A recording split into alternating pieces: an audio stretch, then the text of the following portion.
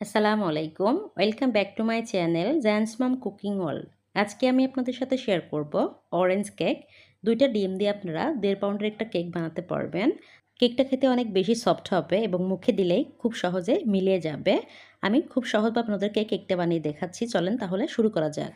এখন একটি mixing bowl নিয়ে নিয়েছি। এখন আমি এর মধ্যে দিয়ে দিয়েছি ২টা ডিম।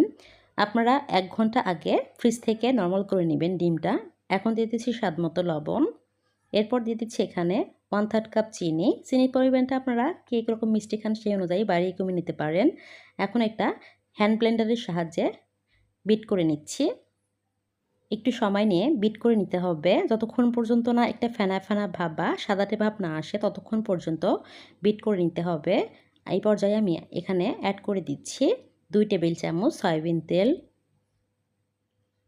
এরপর এখানে অ্যাড করে দিব ২ ফোঁটা অরেঞ্জ ইমালশন। আপনারা এখানে অরেঞ্জের খোসাটাও দিতে পারেন। আমি আজকে অরেঞ্জ ইমালশনটাই দিচ্ছি। এখন খুব ভালোভাবে বিট করে নিব। আমার বিট করা হয়ে গিয়েছে। এখন আমি একটা সাইডে রেখে দিচ্ছি। এখন শুকনো উপকরণগুলো আমি চেলে নিব। এর জন্য একটা বাটি নিয়ে নিয়েছি। এখন আমি এর মধ্যে দিয়ে দিচ্ছি 1/2 কাপ ময়দা। এরপর দিয়ে দিচ্ছি এখানে 1 চা চামচ বেকিং পাউডার। দিয়ে দিচ্ছি 1 টেবিল চামচ কর্নফ্লাওয়ার। কর্নফ্লাওয়ারটা আপনারা অবশ্যই দেওয়ার চেষ্টা করবেন। এরপর দিয়ে দিচ্ছি 1 টেবিল চামচ গুঁড়ো দুধ। গুঁড়ো দুধ দিলে কেকটা খেতে অনেক বেশি ভালো লাগবে।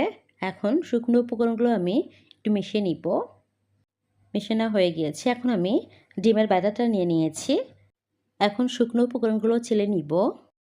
আপনারা শুকনো উপকরণগুলো অবশ্যই চেলে নেবেন, তাহলে কেকটা অনেক বেশি সফট হবে। এখন আলতো করে ব্যাটারের মধ্যে শুকনো উপকরণগুলো আমি মিশিয়ে নিব। এই কাজটা কিন্তু একটু আলতোভাবেই করতে হবে, তা না হলে ভিতরে যে ফমি ফমি ভাব আছে সেটা কিন্তু ভেঙে যাবে। সবটুকুই আমি নিয়ে নিয়েছি। আমি ২ বারে শুকনো উপকরণগুলো নিয়ে নিয়েছি। আমার মেশানো হয়ে গিয়েছে। এখন কেকের ব্যাটারটা একটা সাইডে রেখে এখন একটা মোল্ড নিয়ে নিয়েছি। আমি এখানে ৬ ইঞ্চি সাইজের একটা মোল্ড নিয়েছি। এখন আমি এর উপরে কিছুটা পরিমাণ তেল দিয়ে দিচ্ছি। এখন ব্রাশ দিয়ে ব্রাশ করে নিচ্ছি। আমি নিচের সাইডে তেলটা ব্রাশ করে নিচ্ছি। কোনোভাবেই কিন্তু আমি উপরে ব্রাশ করব না। এখন একটি বেকিং পেপার বসিয়ে দিচ্ছি। এখন কেকের ব্যাটারটা মোল্ডে ঢেলে দিচ্ছি।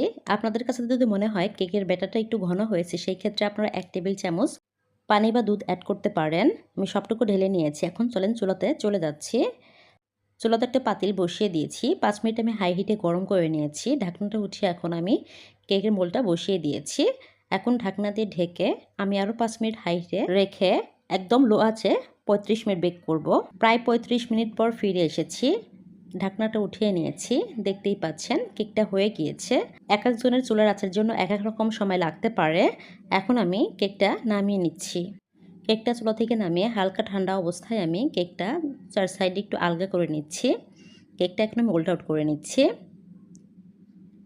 এখন বেকিং পেপারটা আমি তুলে নিচ্ছি। কেকটা আমি ২টা স্লাইস করে নিয়েছি। আপনারা এখানে ৩টা স্লাইসও করতে পারেন। এখন কেকের উপরে আমি সুগার সিরাপ লাগিয়ে নিচ্ছি।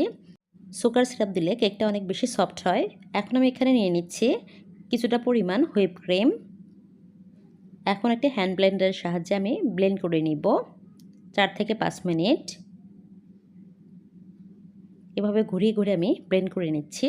আমার হুইপ ক্রিমটা হয়ে গিয়েছে। এখন আমি একটা সাইডে রেখে আমি বোর্ডের উপরে হুইপ ক্রিম লাগিয়ে নিচ্ছি। এখন কেকের একটা স্লাইস বসিয়ে দিয়ে উপরে আবার হুইপ ক্রিম লাগিয়ে নিচ্ছি। একটু সমান করে নিচ্ছি।